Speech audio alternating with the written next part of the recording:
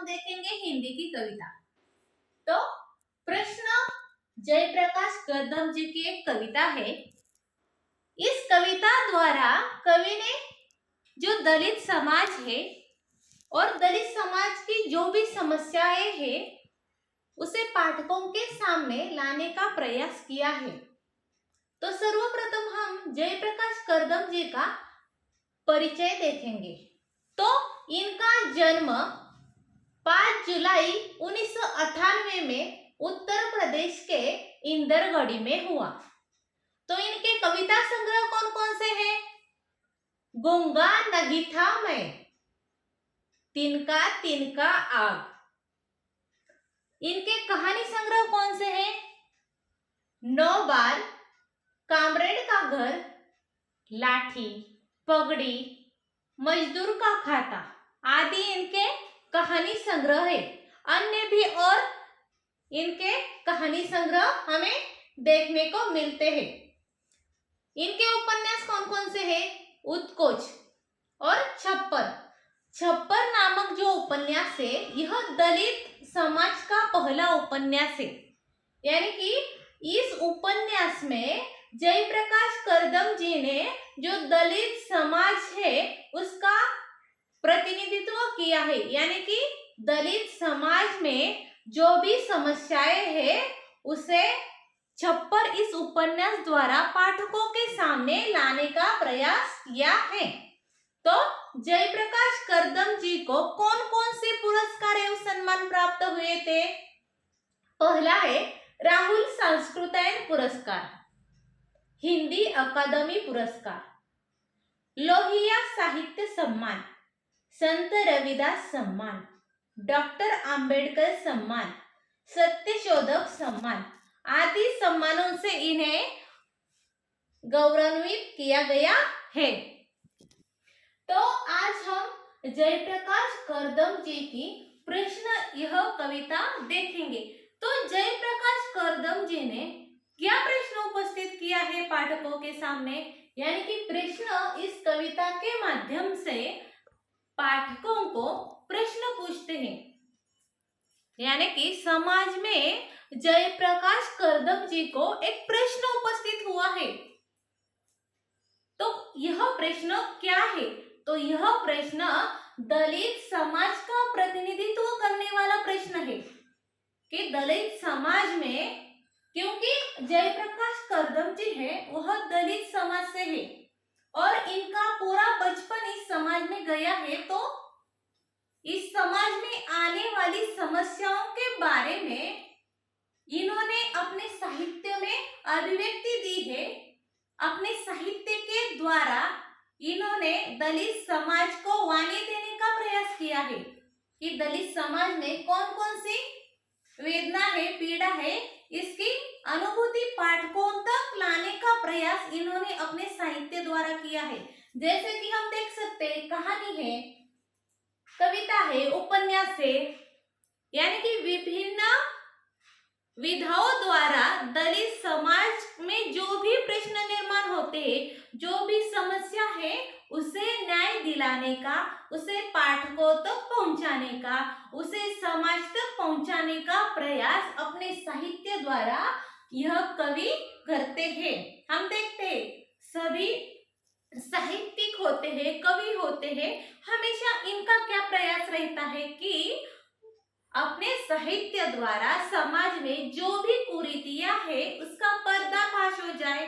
यानी कि पाठकों का वैचारिक परिवर्तन करने का प्रयास यह साहित्यिक कवि लेखक अपने साहित्य द्वारा करते हैं और ऐसे ही वैचारिक परिवर्तन द्वारा समाज में सामाजिक परिवर्तन लाने का हमेशा इनका प्रयास रहता है। तो ऐसे ही जयप्रकाश कदम जी ने भी प्रश्न इस कविता द्वारा पाठकों के सामने एक प्रश्न निर्माण किया है।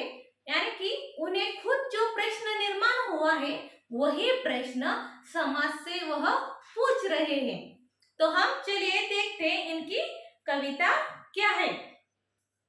मैंने जब से होश संभाला है, छाया की तरह सदैव उसे अपने पास पाया है। देखिए अब किसे? मैंने जब से होश संभाला यानी कि बचपन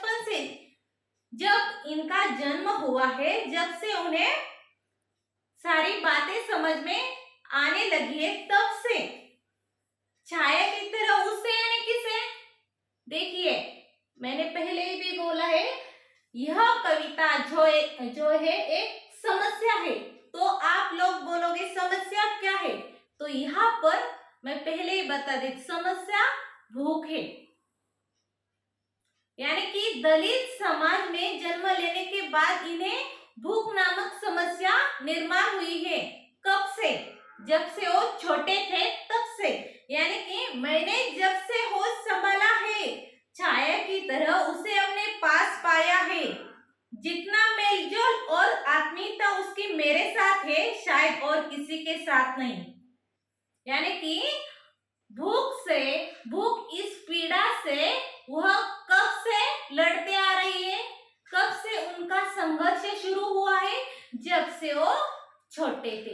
यानी कि दलित समाज में इनका जन्म होने के कारण जन्म से ही उन्हें इस पीड़ा का, इस संघर्ष का, ऐसे कष्टमय जीवन का सामना करना पड़ा है। और कहते हैं कि मुझे इस समस्या का कब से ज्ञान हुआ है, यानी कि मुझे भूखमरी की समस्या कब से उत्पन्न हुई है? जब से मैंने होश संभाला। यानी कि इनके माँ बाप भी क्या है, इस समस्या से पीड़ित है, और जब से मैंने जन्म लिया है तब से मैं भी इस समस्या से पीड़ित हूँ, और जितना मेलजोल और आत्मीयता उसकी मेरे साथ है, शायद और किसी के साथ नहीं है। यानी कि उतनी नहीं, इतनी सबसे अधिक वह मेरे साथ रहती है।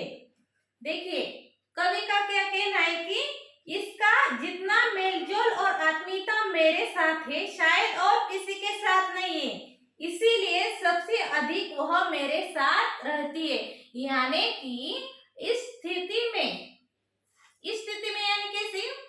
ऐसी दरिद्रता की स्थिति में, ऐसी भूखमरी की समस्या में मैंने यह कला सीख ली है, जीवन जीने की यह कला मैंने सीख ली है कि किस प्रकार से गरीबी में जीवन बिताते हैं। यानी कि गरीब लोगों को यह जीवन जीने की कला अवगत होती है। और कवि कहते हैं कि मुझे भी अब यह कला अवगत हो चुकी है, और यह जो भूख है हरदम मेरे पास रहती है, और इसे ज्यादातर मेरे पास रहने की अब आदत हो चुकी है। दूसरे भी बहुत से लोग हैं, यानी कि दूसरे भी बहुत से लोग हैं जिसका उनसे क्या है, परिचय है। उनके पास भी वह जाति आती है, लेकिन अधिक देर तक वह वहां नहीं रह पाती। यानी कि कवि इस काव्य पंक्ति द्वारा क्या कहना चाहते हैं कि अन्य भी लोग हैं जिनके पास यह समस्या उत्पन्न होती है। यानी कि समाज में सिर्फ कवि को ही यह पीड़ा उत्पन्न नहीं हुई है। यानी कि यह समस्या सिर्फ कवि से जुड़ी नहीं, बल्कि समाज के हर एक उस घटक से जुड़ी है जो इस समस्या से पीड़ित है। यानी कि सिर्फ दलित वर्ग की ही समस्या ना होकर यह पूरे समाज की समस्या है, समाज का प्रश्न है। और कवि कहते हैं कि जो भूखमरी की समस्या है वह हर एक व्यक्ति की समस्या है, सिर्फ मेरी नहीं है। लेकिन उन लोगों के पास क्या होता है, यानी कि कभी कभी गरीबी आती है, कभी कभी गरीब होते हैं, कभी अमीर भी होते हैं। लेकिन मैं ऐसा व्यक्ति हूँ कि मेरे पास कभी अमीरी नहीं आती, मेरे पास हरदम गरीबी रहती है। यानी कि अब उस गरीबी का मेरे से अच्छे से मेलजोल हो रहा है, और मैंने उस गरीबी में भी मुस्कुराना सीख लिया है, और ये जीवन की कला मैंने अवगत कर ली है। यानी कि यह गरीबी सिर्फ मेरे पास बार बार आती है, बार बार वह मेरे पास ही लौट आती है। देखिए, तो कवि का कहना है क्या कि बार बार वह, क्योंकि मैंने उस स्थिति में जीने का अंदाज सीखने के कारण वह मेरे पास ही आती है। सर्वाधिक समय वह मेरे पास रहती है, कोई बड़ी अपेक्षा भी वो मुझसे नहीं करती। रूखी सूखी 2 रोटी भी उसे मेरे पास मिल जाए वह संतुष्ट हो जाती है। लेकिन मैं हमेशा उसके लिए 2 रोटी का जुगाड़ नहीं कर पाता। जाति पाति और पैसे की इस दुनिया में तमाम कोशिशों के बावजूद हर बार नकारा दिया जाता हूँ। देखिए, कवि का किया है कि वह मेरे पास आती है और मुझसे ज्यादा अपेक्षा वह नहीं करती, सिर्फ उसकी क्या अपेक्षा है, उसकी यानी किसकी, भूख की। हम देखते हैं समाज में हर व्यक्ति को क्या चाहिए होता है, गाड़ी बंगला चाहिए होता है, लेकिन एक गरीब व्यक्ति को सिर्फ 2 वक्त का गुजारा करने के लिए, अपना पेट भरने के लिए देखिए कितना बड़ा संघर्ष करना पड़ता है। अपने पेट की भूख यानी कि कितनी दुर्दैवी अवस्था होती है एक गरीब इंसान की। जो अमीर लोग होते हैं उन्हें क्या चाहिए होता है, गाड़ी चाहिए, बंगला चाहिए, अन्य यानी कि मनोरंजन की चीजें चाहिए होती है, लेकिन एक गरीब व्यक्ति को सिर्फ 2 वक्त की रोटी मिलने के लिए भी कितना जीवन संघर्ष करना पड़ता है। और अगर यह व्यक्ति दलित समाज से जुड़ा हो तो उसे और भी ज्यादा संघर्ष करना पड़ता है। हम देखते हैं दलित समाज का उदाहरण देखने के लिए डॉक्टर अंबेडकर जी ने कितना संघर्ष किया था। इन्हें किस प्रकार जीवन संघर्ष करके आज हम देखते हैं, आज डॉक्टर अंबेडकर हमारे सामने एक आदर्श बने हैं। क्यों बने हैं? क्योंकि इन्होंने अपनी जिंदगी में संघर्ष किया है। तो इसी प्रकार का संघर्ष हर एक व्यक्ति को करना पड़ता है। और ऐसा संघर्ष किस लिए है?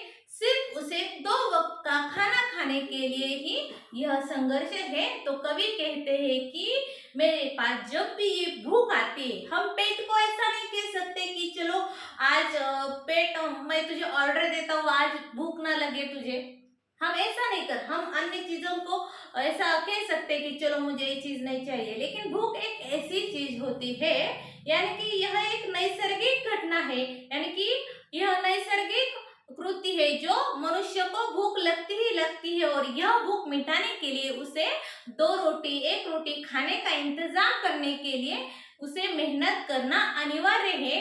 यानी कि गरीब को अगर कोई नौकरी भी देता है, यानी कि दलित वर्ग का अगर कोई गरीब हो तो उसे नौकरी देने में भी लोग हिचकिचाते हैं। यानी कि दलित वर्ग के एक गरीब की जो समस्या है, यह प्रश्न इस कविता द्वारा जयप्रकाश कर्दम जी ने पाठकों के सामने लाने का प्रयास किया है।